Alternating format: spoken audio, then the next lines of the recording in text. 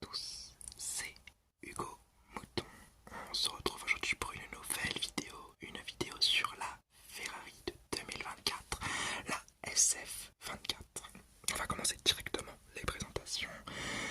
Présentation aérodynamique. L'aileron avant est un petit peu changé, mais très peu.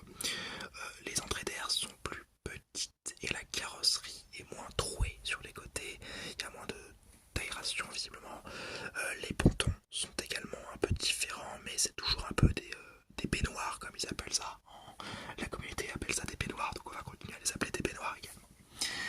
Pour parler plus de la livrée, parce que là pour l'instant la SF24, tout ce qu'on en voit c'est juste une amélioration de la SF23. La livrée Ferrari, elle est sublime, je veux l'épouser, je veux lui faire des gosses. Le rouge est magnifique, le noir carbone est présent mais bien réparti sur la voiture avec de belles touches de jaune et de blanc. Pour moi c'est la top 1 de cette saison, à part si Red Bull ou Mercedes nous sort une masterclass. Je ne vois pas comment une autre écurie pourrait faire plus beau. Maintenant on va parler des pilotes. Donc Leclerc, premier pilote dont on va parler, doit se muer en leader d'écurie et préparer sa domination sur Hamilton pour l'an prochain en jouant le plus possible les victoires et les podiums, voire même le titre si c'est possible de le jouer.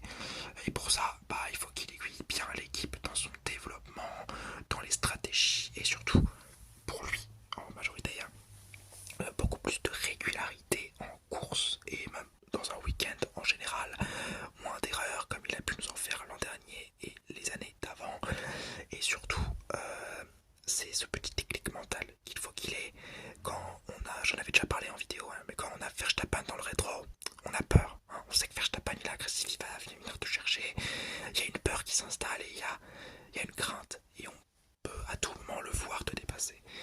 Leclerc, c'est peut-être un petit peu plus gentil, voire même un petit peu trop gentil. Il faudrait un petit peu de poigne en plus, quelque chose. On sait qu'il en est capable, à lui de le montrer maintenant, qu'il est capable de vraiment d'avoir cette étoffe de champion du monde, qui vraiment, il plonge. Tu vas pas te débattre parce que tu sais que tu pars avec lui, tous les deux dans le décor. Leclerc, il faut qu'il se mue vraiment leader, charismatique et surtout qu'il fasse peur aux adversaires, ce qu'il ne fait à mon avis pas encore assez bien. Ensuite, on va parler de Carlos Sainz qui n'est pas conservé. Alors, je ferai une vidéo sur Carlos Sainz cette saison. C'est promis, une petite vidéo où je parlerai un petit peu de mon avis sur son éviction de Ferrari.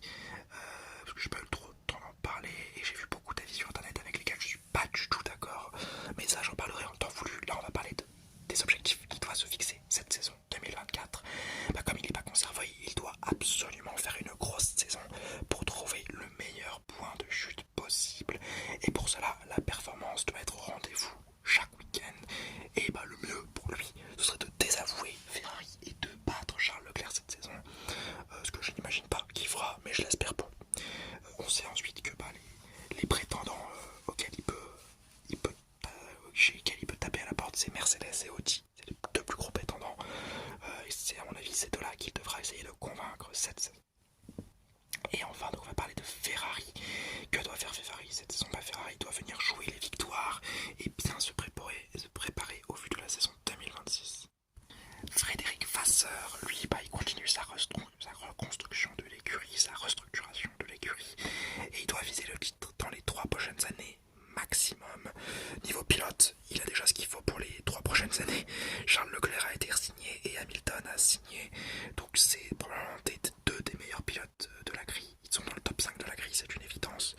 Maintenant, les stratégies doivent être améliorées, le personnel doit continuer à s'améliorer, mais le chemin est loin d'être terminé, ils le savent, et cette saison, Ferrari doit tout faire pour prendre le top 2, c'est quasiment un top 2 obligatoire, pour montrer les progrès de la monoplace, de l'écurie, et au-delà de ce top 2, c'est une saison ratée. Donc voilà, ils doivent réussir à faire un top 2 cette saison, un top 1 possiblement s'ils réussissent, mais je n'y crois pas trop. Donc vraiment voilà, le top 2 pour Ferrari, c'est l'objectif de la saison, avec pour Leclerc une saison dominante, avec pour Sainz une saison rassurante pour se proposer aux écuries. C'est un petit peu tout ce qui doit se passer chez Ferrari, et j'ai de gros espoirs, surtout que je le répète une dernière fois, la livrée est magnifique, elle est sublime, sublimissime, je l'adore.